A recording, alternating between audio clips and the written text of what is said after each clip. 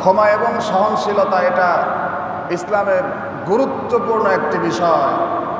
আল্লাহ রাব্বুল ইজ্জত ওয়াল জালাল ক্ষমাশীল এবং সহনশীল ব্যক্তিকেই ভালোবাসেন। যারা বলি সুবহানাল্লাহ।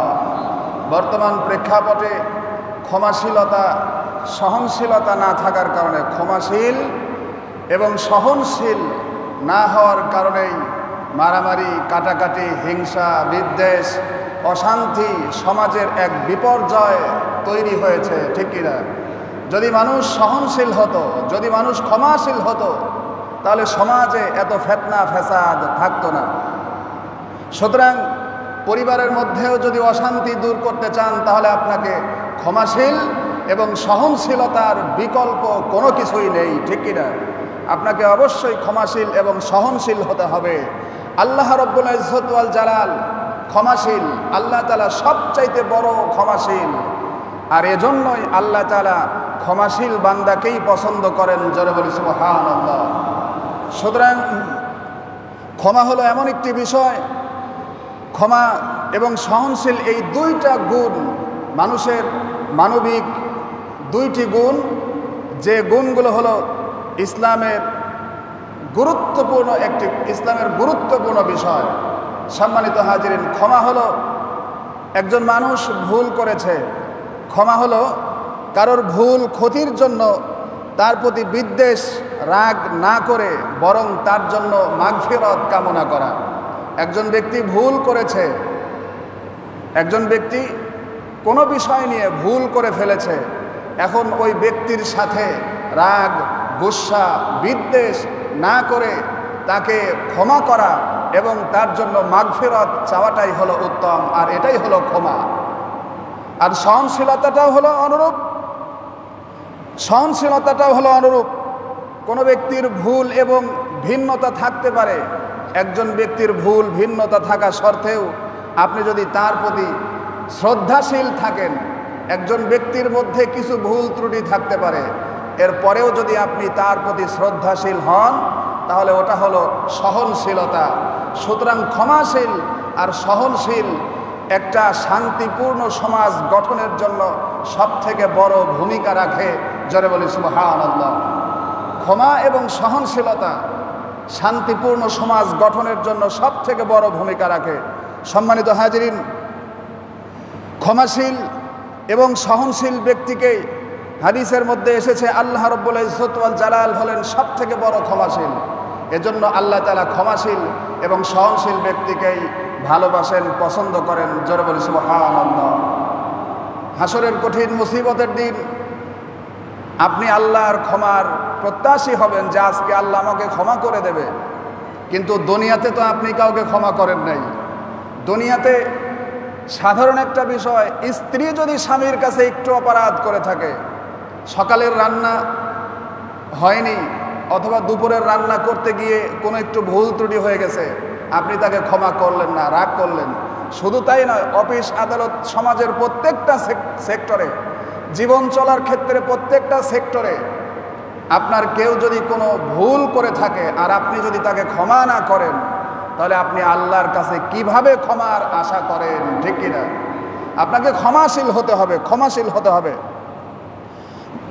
এরপরে সুখে দুঃখে, বিপদ আপদে আপনি আরেকটা বিষয় খেয়াল করেন, ক্ষমাশীল ব্যক্তি এবং সহনশীল ব্যক্তি যারা হয়, ক্ষমাশীল এবং সহনশীল ব্যক্তি যারা হয়, তাদের কাছে কিন্তু সমস্ত মানুষ তাদের কাছেই ভিড় জমায়, ঠিক কিনা? ক্ষমাশীল এবং সহনশীল এই আচরণটা, কোমলতাটা, এই ক্ষমাশীলতা যাদের মধ্যে এই আচরণগুলো রয়েছে, সমাজের মানুষ তাকে ভালোবাসে। একজন মানুষ ভুল করলেও দৌড়ে তার কাছে চলে যায়, ভাই আমি তো এই ভুল করে ফেলেছি, এখন কি করা যায়, তার কাছেই ভালো পরামর্শ নিতে চায়। আপনি সমাজের মাতবর হতে চান, আপনাকে ক্ষমাশীল হতে হবে, সহনশীল হতে হবে। আপনি নিজেকে অনেক বড় করতে চান, ঠিক কি না? নিজেকে অনেক বড় করতে চান, আপনাকে ক্ষমাশীল হতে হবে, সহনশীল হতে হবে। ক্ষমাশীলতা, সহনশীলতা যদি আপনার মধ্যে অভাব থাকে, আপনি কোনোদিন নিজেকে বড় করতে পারবেন না। কারণ ক্ষমাশীল এবং সহনশীল ব্যক্তিকে সমাজের লোক পছন্দ করে, পরিবারের লোক পছন্দ করে, সকলেই পছন্দ করে। আর ক্ষমাশীল সহনশীল ব্যক্তির সাথী সঙ্গের কখনো অভাব হয় না। ক্ষমাশীল ব্যক্তির সহনশীল ব্যক্তির আশেপাশে সব সময় মানুষ থাকে। সম্মানিত হাজিরিন, দেখুন এখানে আল্লাহ রাব্বুল ইজ্জত ওয়াল জালাল তার হাবিবকে বলছেন, আল্লাহ তার হাবিবকে বলছেন, কালামে পাকের মধ্যে এসেছে আল্লাহ তাআলা রব্বুল আলামিন বলছেন, সূরাতুল আলে ইমরানের 59 নম্বর আয়াত, আল্লাহ তাআলা বলেন, ফাবিমা রাহমাতিম মিনাল্লাহি লিনতা লাহুম ওয়ালাউ কুনতা ফাযযান গালিযাল কলবি লানফাদ্দু মিন হাওলিকা ফা'ফু আনহুম ওয়াস্তাগফির লাহুম। আল্লাহ তাআলা রব্বুল আলামিন এখানে তার হাবিবকে বলছেন, ফাবিমা রাহমাতিম মিনাল্লাহি লিনতা লাহুম, আল্লাহর রহমতে আপনি তাদের প্রতি কোমল হৃদয় হয়েছেন। আল্লাহ তাআলা তার হাবিবকে বলছেন, হে রাসূল, আল্লাহর রহমতে আপনি তাদের প্রতি কোমল হৃদয়ের হয়েছেন। কাদের প্রতি? আপনার চারপাশে যারা আছে। আল্লাহর রাসূলের চারপাশে কাফের, মুশরিক, বেঈমান, বেদিন, ইহুদি, নাসারা সবাই ছিল। তারপরেও আল্লাহর রাসূল কোমল স্বভাবের ছিলেন। আল্লাহ তাআলা সেই কথাই তুলে ধরেছেন, ফাবিমা রাহমাতিম মিনাল্লাহি লিনতা লাহুম ওয়ালাউ কুনতা ফাযযান গালিযাল কলবি লানফাদ্দু মিন হাওলিকা ফা'ফু আনহুম ওয়াস্তাগফির লাহুম। আল্লাহ তাআলা রব্বুল আলামিন বলেন, হে রাসূল, আপনি আল্লাহর রহমতে তাদের প্রতি কোমল হৃদয়ের হয়েছেন। আর ওয়ালাউ কুনতা ফাযযান গালিযাল কলবি, আপনি যদি তাদের প্রতি রূঢ় এবং কঠিন হতেন, আপনি যদি তাদের প্রতি রূঢ় এবং কঠিন হৃদয়ের হতেন, তাহলে কি হতো? আল্লাহ তাআলা বলেন, লানফাদ্দু মিন হাওলিকা, তাহলে আপনার চারপাশ থেকে তারা সরে পড়ত। আপনি যদি কঠিন এবং রূঢ় হতেন, তাহলে আপনার চারপাশ থেকে লোকেরা সরে পড়ত, আপনি কাউকে খুঁজে পেতেন না। আল্লাহ তাআলা রব্বুল আলামিন বলেন, ফা'ফু আনহুম, সুতরাং আপনি তাদেরকে ক্ষমা করতে থাকুন, ওয়াস্তাগফির লাহুম, এবং আপনি তাদের জন্য মাগফিরত কামনা করুন। আল্লাহ তাআলা তার হাবিবকে বলছেন, হে রাসূল, আপনি কোমল হৃদয়ের হওয়ার কারণেই লোকেরা আপনার চতুর্পাশে রয়েছে। যদি কোমল হৃদয়ের না হতেন, লোকেরা দূরে সরে যেত। সুতরাং আপনি তাদেরকে ক্ষমা করতে থাকেন আর তাদের জন্য মাগফিরত কামনা করেন। জোরে বলি সুবহানাল্লাহ। সুতরাং এই আয়াত থেকে আমরা বুঝতে পারি, হৃদয়ের কোমলতা এবং আচার ব্যবহারের স্নিগ্ধতা, ক্ষমা সহনশীলতা মানুষকে জাদুর মতো প্রভাবিত করে, ঠিক কিনা? এই আয়াত থেকে আমরা বুঝতে পারলাম হৃদয়ের কোমলতা এবং আচার ব্যবহারের স্নিগ্ধতা, ক্ষমা সহনশীলতা মানুষকে জাদুর মতো প্রভাবিত করে। মানুষদেরকে আল্লাহর রাসূলের কাছ থেকে কাফেরেরা দূরে সরাইতে পারছিল না। এর কারণে মানুষদেরকে আবু জাহেল, আবু লাহাব, উতবা, সাইবা আল্লাহর রাসূলকে বলতো জাদুকর। জোরে বলি নাউযুবিল্লাহ। মক্কাবাসীদেরকে বলতো জাদুকর, জাদুকরের কাছে তোমরা যেও না, এই বলতো। আল্লাহ রাসূলকে জাদুকর বলতো। তোমরা খবরদার তার কাছে যেও না, তোমরা যদি তার কাছে যাও তাহলে তোমরা তার প্রতি আকৃষ্ট হয়ে পড়বা, তার প্রতি প্রভাবিত হয়ে পড়বা। কিন্তু আসলে আল্লাহ রাসূল তো কোনো জাদুর প্রভাব খাটান নাই। আল্লাহ রাসূলকে আল্লাহ তাআলা শিক্ষা দিয়েছেন হৃদয়ের কোমলতা, আচার ব্যবহারের স্নিগ্ধতা, ক্ষমা এবং সহনশীলতা, যে আচরণগুলো মানুষকে জাদুর মতো প্রভাবিত করে কাছে টানতো। জোরে বলি সুবহানাল্লাহ। সুতরাং আপনি যদি সমাজের মধ্যে যোগ্য একজন ব্যক্তি হতে চান, আপনি যদি একজন দায়িত্বশীল হতে চান, তাহলে অবশ্যই আপনার হৃদয়ের কোমলতা, আচার ব্যবহারের স্নিগ্ধতা এবং ক্ষমাশীলতা, সহনশীলতা আপনার মধ্যে থাকা সব থেকে বেশি অপরিহার্য, ঠিক কিনা? যার মধ্যে ক্ষমা নাই, সে ক্ষমা কিভাবে আশা করে? যার আচরণ খারাপ, সে ভালো আচারের কিভাবে আশা করে? সম্মানিত হাজিরিন, সুতরাং অজ্ঞ ব্যক্তি যারা রয়েছে আর জ্ঞানী ব্যক্তি যারা রয়েছে, জ্ঞানীদের কাজ কি? অজ্ঞদের সাথে কথা বলবে। অজ্ঞরা তো মূর্খ সুলভ আচরণ করবে, এটাই স্বাভাবিক। কিন্তু আপনি জ্ঞানী, আপনাকে শান্তির কথা বলতে হবে, আপনাকে ক্ষমা করতে হবে, আপনাকে ব্যবহার আচারের স্নিগ্ধতা, ক্ষমাশীলতা, এগুলো, এই গুণগুলো আপনার মধ্যে থাকতে হবে।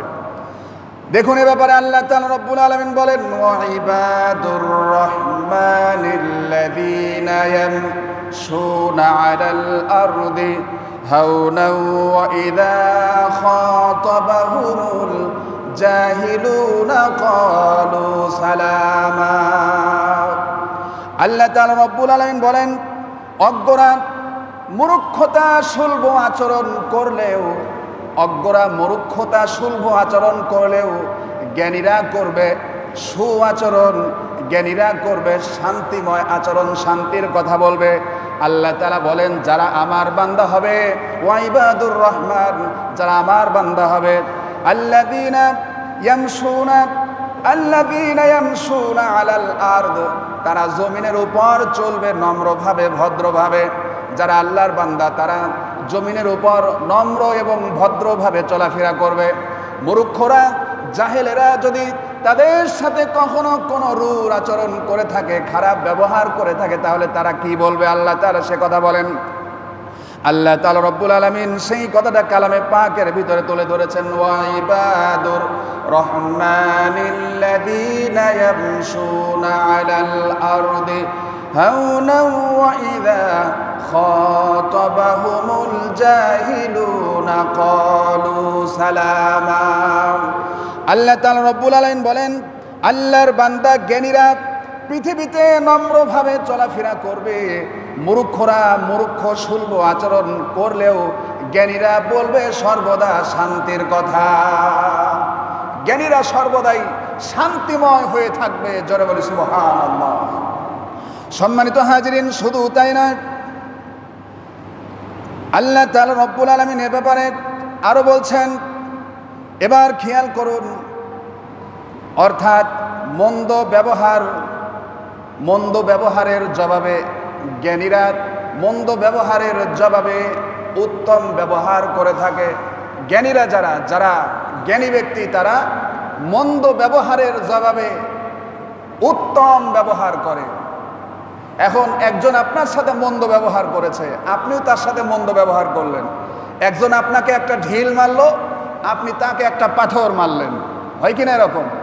একজন আপনাকে একটা ঢিল মেরেছে, আপনি তাকে একটা পাথর মারলেন। একজন আপনাকে হয়তোবা একটা কথা বলেছে, কথাটা আপনার কাছে খারাপ লাগলো, আপনি তাকে একটা বকা দিয়ে দিলেন। এটা কখনোই জ্ঞানী মানুষের কাজ হতে পারে না। একজন আপনাকে ঢিল দিয়েছে আর আপনি তাকে ইট মারলেন, এটা কখনো জ্ঞানী মানুষের কাজ হতে পারে না। জ্ঞানী মানুষের কাজ কি? একজন আপনাকে খারাপ বলেছে, খারাপ করেছে, আপনি তার সাথে উত্তম ব্যবহার করেন, তাহলে আপনার শত্রুকে বন্ধু বানিয়ে দেবেন আল্লাহ তাআলা। জোরে বলি সুবহানাল্লাহ। এই ব্যাপারে আল্লাহ তাআলা রব্বুল আলামিন বলেন, ওয়ালা তাস্তাবিল হাসানাতু ওয়ালাস সাইয়্যা ইদফা বিল্লাতী হিয়া আহসান فإذا الذي بينك وبينه عداوة كأنه ولي حميم وما يلقاها إلا الذين صبروا وما يلقاها إلا ذو حظ عظيم। আল্লাহ তাআলা রব্বুল আলামিন বলেন, ওয়ালা তাস্তাবিল হাসানাতু ওয়ালাস সাইয়্যা, ভালো এবং মন্দ কখনো সমান হতে পারে না। ওয়ালা তাস্তাবিল হাসানাতু ওয়ালাস সাইয়্যা, ভালো এবং মন্দ কখনো এক সমান হতে পারে না। কেউ যদি তোমার সাথে মন্দ ব্যবহার করে, তাহলে তুমি তার সাথে সমান মন্দ ব্যবহার করো না, তোমাকে উত্তম ব্যবহার করতে হবে। কেননা আল্লাহ বলেন, ওয়ালা তাস্তাবিল হাসানাতু ওয়ালাস সাইয়্যা, ভালো এবং মন্দ কখনো সমান হতে পারে না। আল্লাহ তাআলা বলেন, ইদফা বিল্লাতী হিয়া আহসান, মন্দের জবাব দিতে হবে উত্তম ব্যবহারের মাধ্যমে। জোরে বলি সুবহানাল্লাহ। মন্দের জবাব যদি আপনি ভালো দিয়ে করে থাকেন, তাহলে কি হবে? আল্লাহ তাআলা রব্বুল আলামিন বলেন, মন্দ আর ভালো আর মন্দ কখনোই সমান নয়, তাই মন্দের জবাব দিতে হবে ভালোভাবে, ভালো দিয়ে মন্দের জবাব দিতে হবে। তাহলে কি হবে? আল্লাহ তাআলা বলেন, তাহলে আল্লাহ তাআলা রব্বুল আলামিন আপনার চিরশত্রুগুলোকে উত্তম বন্ধুতে পরিণত করে দেবেন। সুবহানাল্লাহ। আল্লাহ তার হাবিবকে বলছেন, হে রাসূল, ভালো মন্দ কখনো সমান নয়, সুতরাং মন্দের জবাব দিতে হবে ভালো দিয়ে। সুতরাং যদি মন্দের জবাব ভালো দিয়ে দেয়া যায় তাহলে কি হবে? চির শত্রুগুলোকেও আল্লাহ তাআলা চির বন্ধুতে রূপান্তরিত করে দেবেন। জোরে বলি সুবহানাল্লাহ, সুবহানাল্লাহ। সম্মানিত হাজিরিন, অথচ আজকে বর্তমান প্রেক্ষাপটে আমাদের দেশে যা হয়েছে, এক মুসলমান আর এক মুসলমানের শত্রু, এমনকি পিতা পুত্রের মধ্যেও শত্রুতাই সৃষ্টি হয়ে যায়, ঠিক কিনা? এরকম হয়ে থাকে, সে ব্যাপারেও আসছি। সম্মানিত হাজিরিন, দেখুন, আর আল্লাহ তাআলা যেহেতু ক্ষমাশীল, তাই তিনি ক্ষমা করাকেই পছন্দ করেন। আল্লাহ তাআলা রব্বুল আলামিন বলেন, তোমরা ক্ষমা করো, ধৈর্য ধরো, উপেক্ষা করো। এটা হলো মুহসিন বান্দার গুণাবলী। সুতরাং তোমরা যদি এই গুণাবলী অর্জন করতে পারো তাহলে তোমরা হবে সৎকর্মশীল, আর আল্লাহ তাআলা রব্বুল আলামিন তোমাদেরকে মহব্বত করবেন। সুবহানাল্লাহ। পরিবারের মধ্যেও শত্রুতাই সৃষ্টি হয়, স্বামী স্ত্রীর মধ্যেও হয়ে থাকে। সেক্ষেত্রে আপনাকে ক্ষমা করে দিতে হবে। কি করতে হবে? ক্ষমা করতে হবে। নবী করিম সাল্লাল্লাহু আলাইহি ওয়াসাল্লাম সর্বদা মানবতার মহান শিক্ষক, যিনি সর্বদা মানুষকে ক্ষমা করেছেন, তার থেকে বড় ক্ষমাশীল আর দুনিয়াতে কাউকে পাওয়া যায় না। একমাত্র আল্লাহ তাআলা মহান ক্ষমাশীল, আর দুনিয়াতে মহান মানব যিনি আমার আপনার নবী, তিনি সবসময় মানুষকে ক্ষমা করেছেন। জোরে বলি সুবহানাল্লাহ, সুবহানাল্লাহ। সম্মানিত হাজিরিন, দেখুন আল্লাহ তাআলা রব্বুল আলামিন বলেন, ইয়া আইয়ুহাল্লাযীনা আমানু ইন্না মিন আজওয়াজিকুম ওয়া আওলাদিকুম আদুওয়াল লাকুম ফাহযারুহুম। আল্লাহ তাআলা রব্বুল আলামিন বলেন, ইয়া আইয়ুহাল্লাযীনা আমানু, হে ঈমানদারগণ, ইন্না মিন আজওয়াজিকুম ওয়া আওলাদিকুম, নিশ্চয় তোমাদের কিছু কিছু স্ত্রী এবং কিছু কিছু সন্তান রয়েছে, সন্তান সন্ততি রয়েছে। এখানে সব স্ত্রীর কথা বলা হয় নাই, আর সব সন্তানদের কথাও বলা হয় নাই। বোঝার চেষ্টা করেন। আল্লাহ তাআলা সূরাতুত তাকাবুনের 14 নম্বর আয়াতে বলেন, ইয়া আইয়ুহাল্লাযীনা আমানু ইন্না মিন আজওয়াজিকুম ওয়া আওলাদিকুম, হে ঈমানদারেরা, নিশ্চয় তোমাদের কিছু কিছু স্ত্রী আবার কিছু কিছু সন্তানগণ আদুওয়াল লাকুম, তোমাদের দুশমন এবং শত্রুতে পরিণত হয়ে যায়। কার কথা? আল্লাহর কথা। আল্লাহ বলছেন, তোমাদের কিছু স্ত্রী আছে, কিছু সন্তান, যারা তোমাদের শত্রু দুশমনে পরিণত হবে। এরপর আল্লাহ বলেন, ফাহযারুহুম, সুতরাং তোমরা সতর্ক হও, সুতরাং তোমরা নিজেদেরকে হেফাজত করো, নিজেদেরকে হেফাজত করো। এরপর আল্লাহ তাআলা বলেন, ওয়া ইন তাফু, তোমরা তাদেরকে ক্ষমা করো, ওয়া তাসফাহু, এবং তোমরা তাদেরকে উপেক্ষা করো, ধৈর্য ধারণ করো, ওয়া তাগফিরু, এবং তাদেরকে মাফ করে দাও, ফা ইন্নাল্লাহা গফুরুর রহিম, অবশ্যই আল্লাহ তাআলা রব্বুল আলামিন ক্ষমাশীল এবং পরম করুণাময়। কিছু কিছু এই আয়াত থেকে বোঝা যাচ্ছে পরিবার পরিজনের মধ্যেও আপনার শত্রুতাই পয়দা হতে পারে। স্ত্রীদের থেকে, ছেলে সন্তানদের থেকেও শত্রুতাই পয়দা হতে পারে। তো সেক্ষেত্রে আপনি কি করবেন? আল্লাহ আপনাকে বলছেন, ওয়া ইন তাফু, তোমরা তাদেরকে ক্ষমা করো, তোমরা তাদের সাথে একেবারে মানবতাহীনতার আচরণ করো না। যদি তোমরা একেবারে মানবতাহীনতার আচরণ করো তাহলে সেখানে মহা বিপর্যয় সৃষ্টি হতে পারে, ঠিক কিনা? সেখানে মহা বিপর্যয় সৃষ্টি হবে। সুতরাং ওয়া ইন তাফু, তোমরা তোমাদের স্ত্রী এবং সন্তানদেরকে ক্ষমা করো, ওয়া তাসফাহু, ধৈর্য ধারণ করো, উপেক্ষা করো। যদি দেখো যে তারা একেবারে ভালো হয় না, তুমি তাদের থেকে দূরে সরে চলে যাও। এরপর আল্লাহ বলেন, ওয়া তাগফিরু, তাদেরকে মাফ করে দাও, ফা ইন্নাল্লাহা গফুরুর রহিম, আর আল্লাহ তাআলা রব্বুল আলামিন ক্ষমাশীল, পরম করুণাময়। আপনি যদি ক্ষমাশীল হন তাহলে অবশ্যই এর ভিতরেই কল্যাণ থাকবে। জোরে বলি সুবহানাল্লাহ। নবী করিম সাল্লাল্লাহু আলাইহি ওয়াসাল্লাম শিখাচ্ছেন কিভাবে ক্ষমা করতে হয়, কিভাবে পরিবারের সাথে ভালো ব্যবহার করতে হয়, কিভাবে নিচের যারা রয়েছেন তাদের সাথে ভালো ব্যবহার করতে হয়। সম্মানিত হাজরিন, হযরত আনাস ইবনে মালিক রাদিয়াল্লাহু তাআলা আনহু নবী করিম সাল্লাল্লাহু আলাইহি ওয়াসাল্লামের 10 বছরের খাদেম ছিলেন। হযরত আনাস ইবনে মালিক রাদিয়াল্লাহু তাআলা আনহু যখন তার বয়স ছিল মাত্র 10 বছর, 10 বছরের একটা বালক নবী করিম সাল্লাল্লাহু আলাইহি ওয়াসাল্লামের খেদমতে হাজির হলেন এবং আল্লাহ রাসূলের মৃত্যু পর্যন্ত তিনি নবী করিম সাল্লাল্লাহু আলাইহি ওয়াসাল্লামের খাদেম হিসাবে ছিলেন 10 বছর। আনাস রাদিয়াল্লাহু তাআলা আনহু বলছেন, আমি ছোট ছিলাম, মাত্র 10 বছর বয়স। আল্লাহ রাসূল কখনো আমাকে পানি আনতে বলেছেন, আমি পানি না এনে আমি খেতা নিয়ে এসে দিয়েছি। আল্লাহ রাসূল কখনো জুতা আনতে বলেছেন, আমি পানি নিয়ে এসে দিয়েছি। অর্থাৎ অনেক সময় আমি অনেক ভুল ত্রুটি করে ফেলতাম, কিন্তু আল্লাহর কসম জীবনে কোনো দিন আল্লাহ রাসূল আমার উপর বিন্দু এক সময়ের জন্য বিন্দু পরিমাণেও তিনি চোখ গরম করে তাকান নাই। সুবহানাল্লাহ। হযরতে আনাস ইবনে মালিক রাদিয়াল্লাহু তাআলা আনহু বলছেন, আমি রাসূলের 10 বছরের খাদেম ছিলাম আর 10 বছর বয়সে রাসূলের খেদমতে হাজির হয়েছি। ছোট ছিলাম, ছোট বালকদেরকে মানুষ তো ধমক দেয়, এই এটা করলা কেন, সেইটা করলা কেন, এটা করো নাই কেন, সেটা করো নাই কেন, বলে কিনা এরকম বলে থাকে। কিন্তু আল্লাহ রাসূল জীবনে কোনোদিন হযরত আনাস রাদিয়াল্লাহু তাআলা আনহুকে একবারও বলেন নাই তুমি এটা করেছো কেন, এটা করলা না কেন, এভাবে চলছো কেন, এভাবে বলেন নাই। চোখ গরম করে কোনোদিন তাকান নাই। জোরে বলি সুবহানাল্লাহ।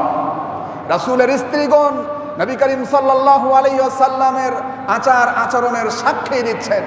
হযরত খাদিজাতুল কুবরা রাদিয়াল্লাহু তাআলা আনহা তিনি বলছেন, আপনি তো সর্বোত্তম চরিত্রের অধিকারী, আপনি কারোর সাথে রাগারাগি করেন না, আত্মীয়তার সম্পর্ক বজায় রাখেন, আপনি দরিদ্রদের সহযোগিতা করে থাকেন, তারপরে ফকির মিসকিনদেরকে আপনি সাহায্য সহযোগিতা করে থাকেন, সুতরাং আপনি তো উত্তম চরিত্রের অধিকারী। স্ত্রীরা রাসূলের চরিত্রের প্রশংসা করছেন। জোরে বলি সুবহানাল্লাহ।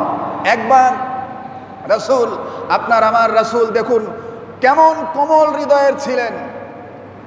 স্ত্রীরা একটা বিষয়ে নবী করিম সাল্লাল্লাহু আলাইহি ওয়াসাল্লামের সাথে কথা বলতে বলতে বলতে বলতে একটু উচ্চ স্বর চলে এসেছে, ঝগড়ার মতো। মহিলারা, কয়েক মহিলা এক জায়গায় বসলে তো আপনার ঝগড়া সৃষ্টি হওয়াটাই স্বাভাবিক, বিশেষ করে নারীরা এরকম যখন বসে এরকম হয়।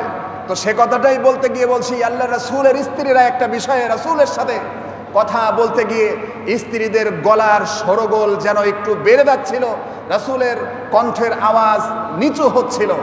অর্থাৎ রাসূলকে, স্বামী স্ত্রীর সম্পর্কের ক্ষেত্রে রাসূলকে মনে হচ্ছে তারা মানছেই না, এরকম একটা অবস্থা। এমন সময় হযরত ওমর রাদিয়াল্লাহু তাআলা আনহু ঘরের দরজায় এসে ঠকঠক দিয়েছেন।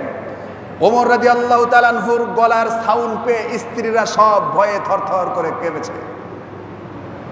সাথে সাথে বললেন, তোমরা আমাকে এত ভয় পাও না, অথচ ওমরকে ভয় পাও কেন? কয়, ওমর তো রাগী মানুষ। ইয়া রাসূলুল্লাহ, আপনি তো রাগী মানুষ নন, আল্লাহ তো আপনার রাগকে ধুয়ে মুছে পরিষ্কার করে দিয়েছেন। জোরে বলি সুবহানাল্লাহ। আল্লাহ রাসূল যখন বয়স মাত্র 6 বছর, কয় বছর? 6 বছর যখন রাসূলের বয়স, তায়েফের ময়দানে হালিমাতুস সাদিয়ার বাড়িতে যখন তিনি লালিত পালিত হচ্ছেন, রাসূল আমার সাল্লাল্লাহু আলাইহি ওয়াসাল্লাম বাচ্চাদের সাথে মরুভূমির মধ্যে ছাগল চড়াইতে অথবা খেলতে গিয়েছেন। এমন সময় জিবরিল আলাইহিস সালাতু ওয়াস সালাম চলে আসছেন। আসার পর আল্লাহ রাসূলের দেহ মুবারক ফাড়ার পর হৃৎপিণ্ডকে বের করে নিয়ে আসছেন। আমরা যেটাকে হার্ট বলে থাকি, হার্টকে বের করে নিয়ে আসছেন। এমন সময় অন্য সমস্ত বালকেরা যখন দেখছে যে মুহাম্মদ সাল্লাল্লাহু আলাইহি ওয়াসাল্লামের দেহ ফেরে ফেলেছে, সুতরাং সে তো মারা গিয়েছে, দৌড়ে চলে গেছে, গিয়ে বলছে, হে হালিমাতুস সাদিয়া, আপনার সন্তান মুহাম্মদ সাল্লাল্লাহু আলাইহি সাল্লামকে তো হত্যা করা হয়েছে। জোরে বলি নাউজুবিল্লাহ। হত্যা করা হয়েছে। ওরা ভুল বুঝে চলে আসছে। হালিমাতুস সাদিয়া এবং ইয়াসার দৌড়ে চলে গিয়েছেন, হারেস দৌড়ে চলে গেছেন। যাবার পর জিজ্ঞেস করলেন, বাবা কি হয়েছে? নবী করিম সাল্লাল্লাহু আলাইহি ওয়াসাল্লামের মুখে যেন এক ভীতি ভয় অবস্থা নিয়ে তিনি দাঁড়িয়ে আছেন। আল্লাহ রাসূলকে জড়িয়ে ধরে বলছেন, বাবা তোমার কি হয়েছে? বলে যে এইমাত্র একজন লোক এসেছিল, আমার দেহ ফেরে ভিতরের থেকে হৃৎপিণ্ড বের করে তার ভিতরের থেকে এক প্রকারের রক্ত বের করে ফেলে দিয়ে এবং বলল যে এইটা হলো শয়তানের এক প্রকারের মানে যে এখান থেকে উৎপন্ন হয় এই এক প্রকারের রক্তকে বের করে দিয়ে জমজমের পানি দিয়ে ধৌত করে আবার ভিতরে ঢুকিয়ে দিয়েছে। জোরে বলি সুবহানাল্লাহ। রাগ, গুসা এবং শয়তান ওয়াসওয়াসা দিতে পারে এমন সমস্ত যাবতীয় কিছু হৃৎপিণ্ড বের করে ধুয়ে মুছে পরিষ্কার করে দিয়েছিলেন। জোরে বলি সুবহানাল্লাহ। সুতরাং রাসূলের মনের মধ্যে কোনো রাগ ছিল না। এই জন্যই স্ত্রীরা রাসূল সম্পর্কে বলছেন, হে রাসূল, আপনার অন্তরে তো কোনো রাগ নাই, কিন্তু ওমরের অন্তরে, ওমরের মধ্যে অনেক রাগ, যার কারণে মানুষ ওমরকে ভয় পায়। শুধু মানুষ ভয় পায় না, শয়তান পর্যন্ত ওমরকে ভয় পায়। কিতাবের মধ্যে এসেছে যে রাস্তা দিয়ে ওমর একবার চলেছে ওই রাস্তা দিয়ে 40 দিন পর্যন্ত শয়তান হাঁটে নাই। জোরে বলি সুবহানাল্লাহ। সম্মানিত হাজিরিন, যে কথা বলছিলাম, সুতরাং খেয়াল করুন, আপনাকে ক্ষমাশীল হতে হবে, সহনশীল হতে হবে, সর্ব অবস্থায় আপনাকে ক্ষমাশীল হতে হবে, সহনশীল হতে হবে। গত জুমায় বলেছি, আল্লাহ রাসূল বলেন, লা ইয়ারহামুল্লাহু মান লা ইয়ারহামুন নাস, যার মধ্যে যে ব্যক্তি মানুষের উপর রহম করে না, মানুষের উপর দয়া করে না, মানুষের উপর এহসান করে না, আল্লাহ তাআলাও তার প্রতি দয়া এহসান করবে না। সুতরাং আপনাকে দয়াশীল হতে হবে, ক্ষমাশীল হতে হবে। আল্লাহর হাবিব আরো বলেন, আল মুসলিমু মান সালিমাল মুসলিমুনা মিন লিসানিহি ওয়া ইয়াদিহি, আপনি ততক্ষণ পর্যন্ত পরিপূর্ণ মুসলমান হতে পারবেন না যতক্ষণ না পর্যন্ত অন্য মুসলমান আপনার হাত এবং আপনার জিহ্বা থেকে নিরাপদ না হবে। ততক্ষণ পর্যন্ত আপনি ইমানদার হবেন না, মুসলমান হবেন না, যদি আপনার হাত এবং জিহ্বা থেকে আমার মুসলমান নিরাপদ না হয়। অথচ সুযোগ পেলেই চায়ের দোকানে বসে একজন আর একজনের গীবত শেখায়েতে ব্যস্ত, সুযোগ পেলেই বকাঝকা, সুযোগ পেলেই ক্ষতি করার চেষ্টা করা, এরকম হয়ে থাকে। এরকম করলে আপনি মুসলিমই হতে পারবেন না, রাসূল বলেন। শুধু তাই না, সম্মানিত হাজিরিন, আল্লাহ তাআলা ক্ষমাকারীকে ভালোবাসেন। আল্লাহ তাআলা রব্বুল আলামিন আরো বলছেন, আল্লাযীনা ইউনফিকুনা ফিস সাররাই ওয়াদ দাররাই ওয়াল কাযিমিনা ওয়াল গায়যা ওয়াল আফিনা আনিন নাস ওয়াল্লাহু ইউহিব্বুল মুহসিনিন। আল্লাহ তাআলা রব্বুল আলামিন বলেন, যারা অভাবের সময় এবং সুখের সময় দান করে, যারা সচ্ছলতা এবং অসচ্ছলতার সময় দান করে, আপনাকে সচ্ছলতা এবং অসচ্ছলতার সময়ও দান করতে হবে। যে ব্যক্তি অসচ্ছলতার সময় দান করতে পারে না, ওই ব্যক্তি সচ্ছলতার সময়ও দান করতে পারে না। আল্লাহ রাসূল বলেন, আল বাখিলু আদুবুল্লাহ, আর কৃপণ ব্যক্তি হলো আল্লাহর শত্রু। আর সাখিয়ু হাবিবুল্লাহ, আর দানশীল ব্যক্তি হলো আল্লাহর বন্ধু। জোরে বলি সুবহানাল্লাহ। এখন খেয়াল করুন, আল্লাহ বলেন, আল্লাযীনা ইউনফিকুনা ফিস সাররাই ওয়াদ দাররা, যারা সুখে এবং দুঃখে, সচ্ছল এবং অসচ্ছলতার সময় মানুষকে দান করবে। এরপরে আল্লাহ বলেন, ওয়াল কাযিমিনাল গায়যা ওয়াল আফিনা আনিন নাস, এবং নিজের রাগ ক্রোধকে যারা সংবরণ করবে, নিজের ক্রোধ এবং রাগকে, ক্রোধের সময়, রাগের সময় এই রাগকে, ক্রোধকে যারা সংবরণ করবে। এরপর আল্লাহ বলেন, ওয়াল আফিনা আনিন নাস, মানুষকে যারা ক্ষমা করবে। আল্লাহ তাআলা বলেন, ওয়াল্লাহু ইউহিব্বুল মুহসিনিন, তারা হলো মুহসিনিন বান্দা। আর আল্লাহ তাআলা রব্বুল আলামিন ওই মুহসিন বান্দাদেরকেই ভালোবাসেন। সুবহানাল্লাহ। আপনাকে মুহসিন বান্দা হতে হবে। মুহসিন বান্দা হতে হলে আপনাকে সর্বপ্রথম সচ্ছল অসচ্ছল অবস্থায় দান করতে হবে। এরপরে আপনি যখন রেগে যাবেন তখন আপনার রাগকে সংবরণ করতে হবে। রাগের সময় রাগকে, ক্রোধকে সংবরণ করতে হবে। রাগ করে, মারামারি করে, কাটাকাটি করে, সংসার ধ্বংস করে, সংসারের জিনিসপাতি ভেঙে চুরে, এরপরে অনেকক্ষণ পর আপনি রাগকে থামাবেন যে যা করছি মনে হয় ভুল হয়ে গেল। এটা আপনার রাগকে সংবরণ করা হলো না। কোনো কাজের সময় কোনো বিষয় নিয়ে আপনি রেগে গেছেন, সাথে সাথে আপনি ধৈর্য ধারণ করুন, আপনার রাগকে সংবরণ করুন। আল্লাহ রাসূল বলেন, ওই ব্যক্তি তো বীর নয় যে ব্যক্তি অন্যান্য বীরদেরকে কুস্তি করে ভুলণ্ঠিত করে ফেলে। ওই ব্যক্তি তো আসলে বীর নয়। বীর তো হলো সেই ব্যক্তি যে ব্যক্তি রাগের সময় সে তার রাগ ক্রোধকে সংবরণ করতে পারে। যারা বলি সুবহানাল্লাহ। বীর কোন ব্যক্তি? যে তার রাগের সময় ক্রোধকে সংবরণ করে, রাগ করে মানুষকে হত্যা করে ফেলে, রাগ করে মানুষের ক্ষতি করে ফেলে। এগুলো করা যাবে না।